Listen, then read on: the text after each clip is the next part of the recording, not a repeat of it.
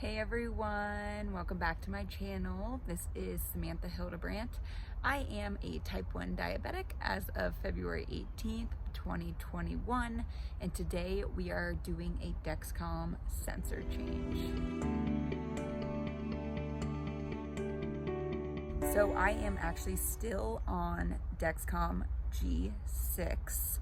I have not switched over to G7 yet, mostly because I still have about 3 months worth of Dexcom G6s in my closet. So I haven't switched over yet. I'm on MDI, so technically I can switch over whenever I want because it doesn't really affect a pump at all. And so I'll probably switch over here soon, but since I have so many still in my closet, I'm just gonna continue on G6 for the time being. So let's go ahead and do the sensor change. So my Dexcom expires this morning. It actually expires in about an hour. However, I have a ton of work calls that I have to do today. And so I want to make sure to get this running on my body, warming up, because I'm still on G6, which it still takes 2 hours to warm up. And I don't want to be in between calls trying to set up my Dexcom. So I'm going to change it now, right before my calls. So hopefully the 2 hour warm up period will go quickly because I have some work calls to do. And then at the end of my work calls, it will be up and running. So I am currently at 111. That is my blood sugar. I'm at 111. So that's a good place to get rid of my Dexcom for the next 2 hours.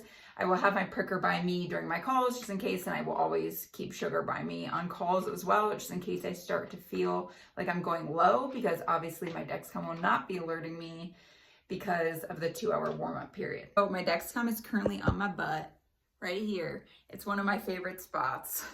My love handles. I'm like, now I know why I was given love handles. It's for my Dexcom. I love my love handle area for the Dexcom because I actually sleep on my stomach and I don't love putting it there because I tend to get false lows all the time. So I put it on the love handle back area and it works great for me.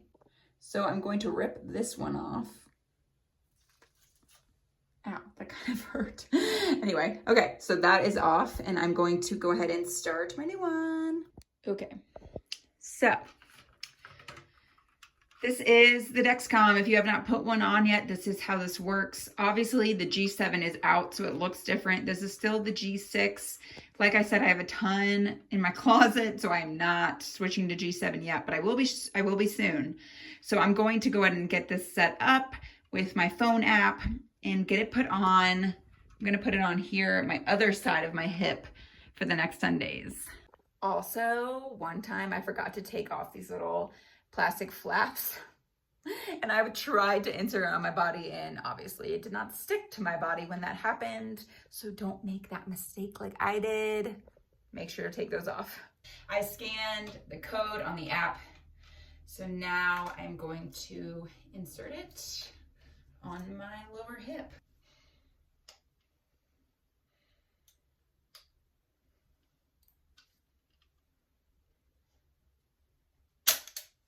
Let me put in the transmitter. Now, if you're on G7, you don't have to do this. It's all one thing, which is really cool. The dogs are attacking me as I am trying to put on the Dexcom. That's it. So now I'm gonna start it and get that 2 hour warm up period going. I always keep this for 10 days and then I replace them each time I add my Dexcom sensor, the new one, because I'm sure, as you know, if you've used Dexcom before, they tend to crap out on occasion. And so you always want to have this so you can reach out to Dexcom and get a free sensor if that were to happen. So I just keep it in like my bedside drawer and I replace them every single time. So I'm going to go do that now.